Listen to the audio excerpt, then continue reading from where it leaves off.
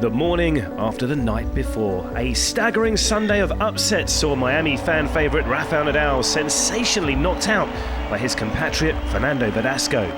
Today, I didn't have the game. He deserved to win more than me. With an out-of-sorts Stan Wawrinka and the returning Jo-Wilfried Tsonga also out, the top half of the draw would hope for a calmer day when the third round resumed at the Miami Open, presented by Itaú.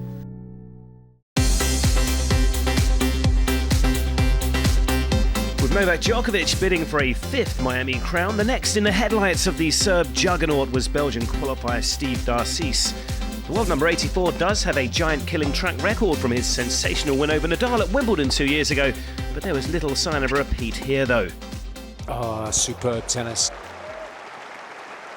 A bagel in the first set, but Darcis belatedly discovered some fight in the second. Djokovic the first to be broken, but it prompted a champion's response. That was a wonderful return. It was another scrap to get over the line, but another win nevertheless for the Serb superstar. Djokovic, I think, will be a little frustrated in the end with his performance. Through to the Sweet 16 in straight sets. 6-love, 7-5. Milos Raonic boasted 5 wins out of 5 against 28-year-old Frenchman Jeremy Chardy in their previous encounters, and the classy Canadian's been serving so well he didn't face a single break point in his round 2 clash against Temuraz Gebishvili. The opening set here followed the same theme.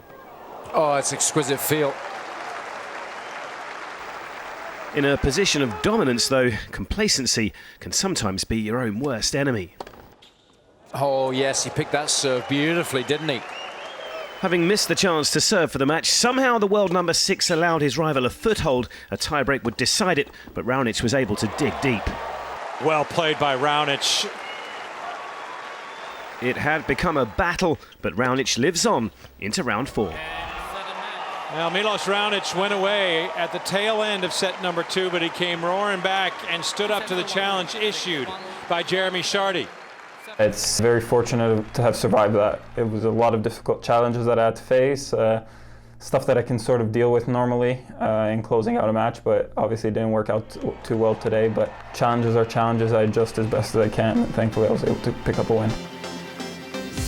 The rise and rise of Kei Nishikori continues in 2015. Serbia's Viktor Troicki, the latest obstacle in Miami for Japan's number 1. The pair traded breaks in the opening 2 games, but from there, with Nishikori noticeably attacking Troicki's weaker backhand, the world number 5 regained control. Like the warm breeze drifting across Key Biscayne, Nishikori was cruising through this increasingly one-sided contest.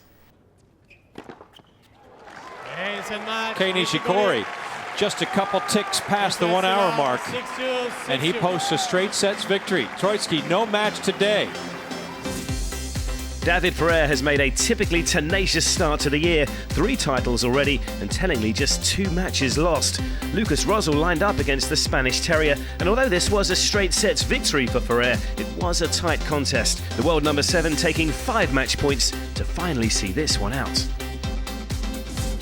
With dusk falling over Key Biscayne, it was the turn of the only remaining local star to return to the fray under the lights on Stadium Court. John Isner facing a Grigor Dimitrov, hoping to rediscover his fine 2014 form. It was, as expected, a hard-fought battle. Little to choose between the two, and no breaks of serve. The opening set was destined for a tiebreak. That's the way to finish it off. Excellent set of tennis, that's.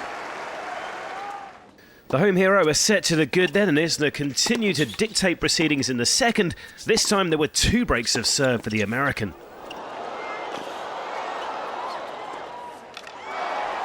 Cool under pressure there, Isner, knowing what was on the line. And after that, there was no way back for Dimitrov. That'll do nicely. Rounds it off with 15 aces, and it's enough to get the job done in straight sets. So we are down to the Sweet 16 in Florida. The 4th round gets underway on Tuesday as the competition heats up at the Miami Open.